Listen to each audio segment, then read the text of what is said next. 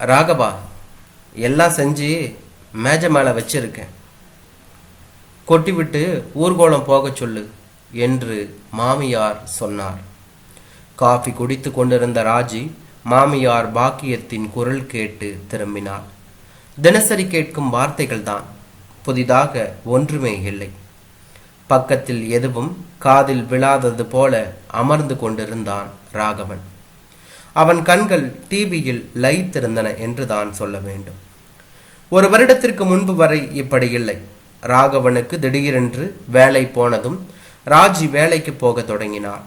சிறிய நிறுவனமாக இருந்தாலும் 6 மாதத்தில் சம்பள உயர்வு, பதவி உயர்வு இரண்டுமே அவளுக்கு கிடைத்துவிட்டன. அப்போது ராஜிக்கு இருந்த மரியாதை ராகவனுக்கு மீண்டும் வேலை கிடைத்ததும் அவளுக்கு பறிபோனது. பாக்கியம் தூபம் போடவே அடிமனத்தில் இருந்த சந்தேகம் விருட்சமாய் வளர்ந்து குடும்பத்தின் ஆணி வேரையே அசைத்து கொண்டிருந்தது என்று தான் சொல்ல வேண்டும். வேலையை விட முடியாதபடி வாங்கியிருந்த புது வீடும் அதன் கடன் சுமையும் பயமுறுத்த ராகவனால் ராஜியை வேலையை விட சொல்லவும் முடியவில்லை.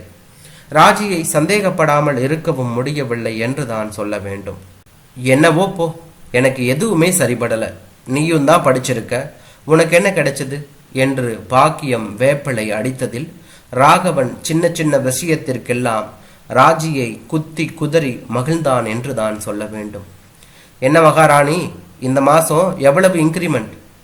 பேசாம சுடிதார் போட்ட பொண்ணா பிறந்து இருக்கலாம், அப்போ எனக்கு கூட ப்ரமோஷன் கிடைச்சிருக்கும் என்று கிண்டலாக அவளிடம் பேசி அவள் மனதை சங்கடப்படுத்துவான். மருமக கை நிறைய சம்பாதித்து மகனும் அவளை கொண்டாடினால் வீட்டில் தன் அதிகாரம் என்ன ஆவது என்ற பயத்தில் ராஜியை வேலையை விட்டு நிறுத்துவதிலேயே குடியாக இருந்தாள் மாமியார். இஎம்ஐ பற்றி பாக்கியம் என்ன கண்டான்? மொத்தத்தில் அடிபட்டது குழந்தை ரவிதான். அவனை கவனிக்கத்தான் யாருக்குமே நேரமில்லை என்று தான் சொல்ல வேண்டும். இன்றைக்காம் ஒலிப்பதை கேட்டு சிந்தனையிலிருந்து விடுபட்டாள் ராஜி. எதிர் அறையிலிருந்த ஜிஎம் தன்னை அழைத்ததை கேட்டு அவர் அறைக்குள் நுழைந்தாள் Raji. You are not alright Raji, why any problem? ஒன்றுமில்லை சார் என்று இவளும் சொன்னாள்.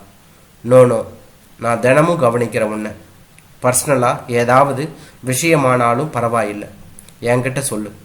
என்ன உனக்கு ரொம்ப வேண்டியவனா, நல்ல நண்பனா நினச்சிக்க.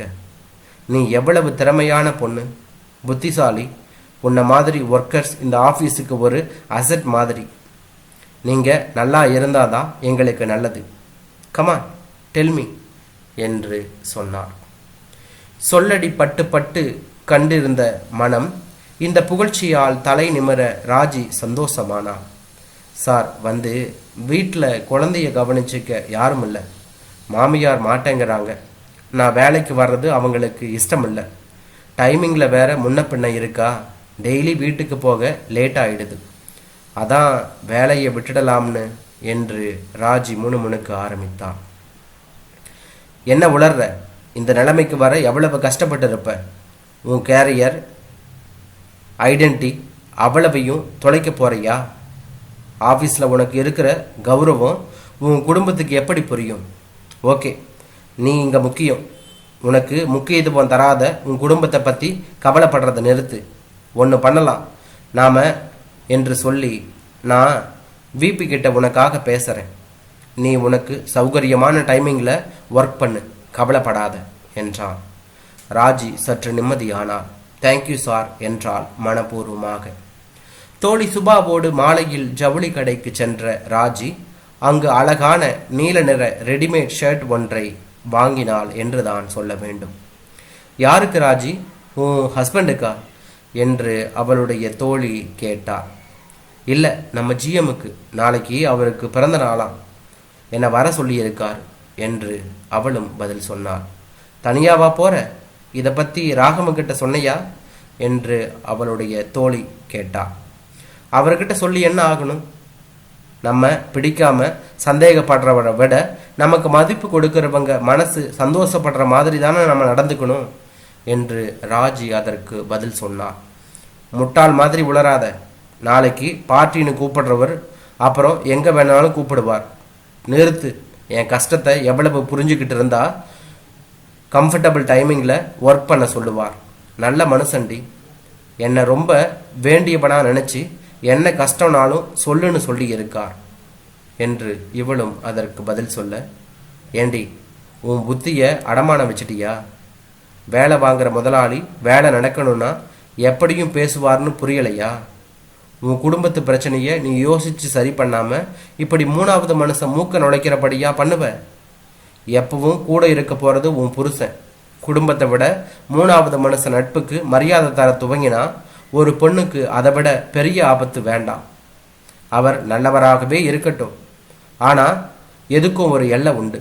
ஆஃபீஸில் எல்லோரையும் கூப்பிட்டா அது வேற, உன்னை மட்டும் கூப்பிட்டா என்னடான்னு யோசனை பண்ண மாட்டியா?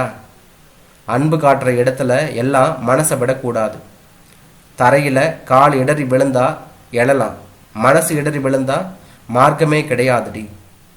ஒருத்தர்கிட்ட பிரியமா இருந்தா தப்பா என்று இவளும் கேட்டாள். கம்மிய குரலில் ராஜி கேட்க, கண்டிப்பா தப்பு இல்லை, ஆனா அது நம்ம குடும்பத்தை பாதிக்காத வரதான். அன்பை வெளியே தேட துவங்கினா முதல் அடி நம்ம குழந்தைகளோட எதிர்காலத்துக்கு தான் இருக்கும். குடும்பத்தோட மரியாதைக்கு தான் அந்த அடி விழும்.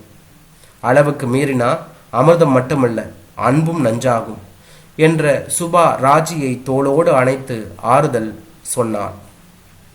ராஜியின் கண்கள் கலங்கி இருந்தாலும் அவள் மனத்தில் தெளிவு பிறந்தது. நீல நிற சட்டை ராகவனுக்கு பொருத்தமாக இருக்கும் என்று மனதில் தோன்றியதும் கண்ணீரை துடைத்தவாறே புன்னகைத்தாள் என்றாள்.